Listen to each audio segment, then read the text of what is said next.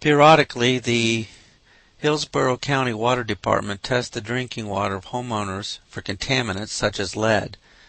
The lead level and water specimens collected for a sample of 10 residents of the Crystal Lakes Manor subdivision are shown in the table below.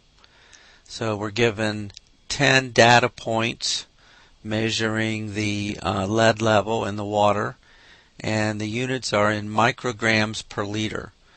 Construct a 99% confidence interval for the mean lead level in water from Crystal Lake Manors and interpret the interval.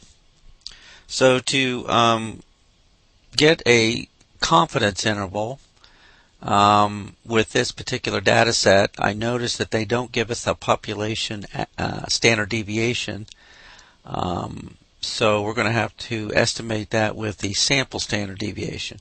I also need the sample average. And because I'm using the sample standard deviation and the sample size is pretty small, I'm going to use a t distribution to construct my confidence interval. So I'm going to be looking at the formula x bar plus or minus t alpha over 2, and then s divided by the square root of n.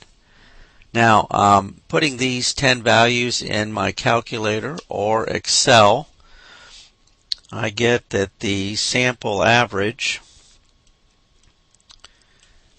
is 2.8856, and the sample standard deviation is 3.92. And then I think I have all the values I need except for the t value, and my confidence level being 99%, alpha is going to be 0.01, and then alpha over 2 would be t sub 0.005. The degrees of freedom will be the sample size subtract 1, so in this case I'll have 9. In the t-table, if I look under the column 0.005 and down to row 9 for the degrees of freedom, I get my t-value to be 3.250. And then I think I have everything I need to plug into the interval. I've got 2.8856 as the sample average, 3.25 as my t alpha over 2 value, 3.92 was my sample standard deviation, and then sample size 10. Okay, and if I calculate what's called the margin of error, I will get that being plus or minus 4.03. And my confidence interval then is a negative 1.15, where I take 2.8856 and subtract 4.03 up to 6.92 when I add 4.03.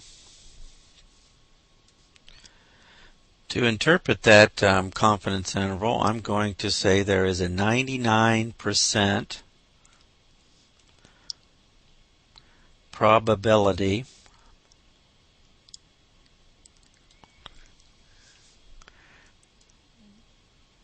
that the true population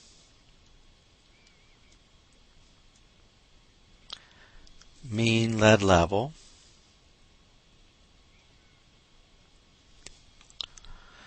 is under 6.92 micrograms per liter.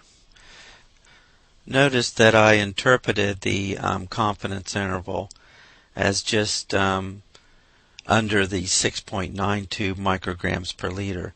It doesn't really make sense in the context of this problem to think of negative lead amounts. So I just basically started the confidence interval at 0 up to 6.92. Now the next part of this is to try to come up with a sample size that we can reduce our margin of error to being 0.5 micrograms per liter. Now, what is our margin of error at this point? That's the 4.03. So what that would say is that my 2.8856 average is an estimate of the population average. That population average then would be within 4.03 micrograms per liter of that value. I want to get an estimate so that I'm within 0.5 micrograms per liter of the average. So what I'm going to do is use my sample size formula, and that formula is n equals z alpha over 2 squared sigma squared over my desired margin of error squared. And for my values here, I'm going to put in the z-score at a 99% confidence level. That would be a 2.5. Actually, you can interpolate the value coming out of the standard normal table to be 2.575, which is right between the 2.57 and 2.58. So I went ahead and went with the 2.575. But if you did the 2.58, that would be fine. And I want to square that. And I do have an estimate of my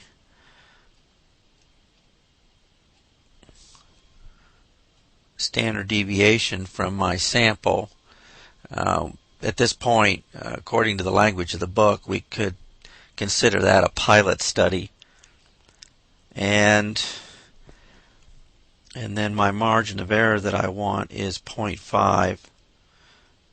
So I'm going to divide by the 0.5 squared. When I do the calculations on that, I get 408. So if I go into this neighborhood and collect another sample, and this time not of 10 but of 408, calculate the average on that sample, then that average, that sample average, will be within 0.5 micrograms per liter of the real population average. So I will have reduced my margin of error quite a bit, from 4.03 to 0.5. But it's going to take a lot larger sample than 10 to do it. I'll have to get a sample of 408